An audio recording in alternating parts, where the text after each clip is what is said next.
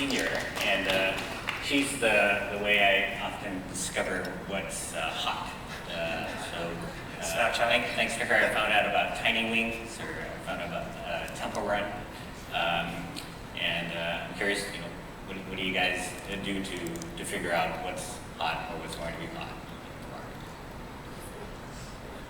What do? We speak to consumers. We do two things. We speak to consumers because before we embark on making a product, we have to understand if the idea can be married with a need, with a want.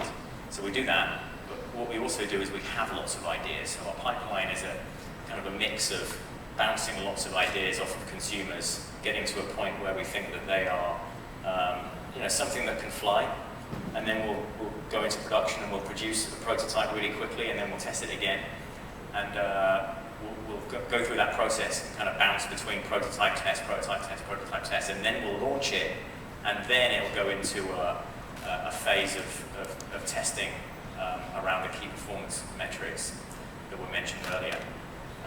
We kill a lot of games though. We kill far more games than we actually launch.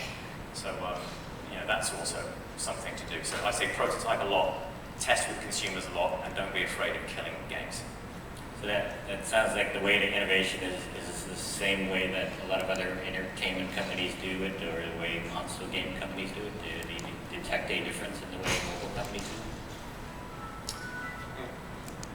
it? Yeah, I think there's a smart way of making great content that marries instinct, innovation, and consumer research.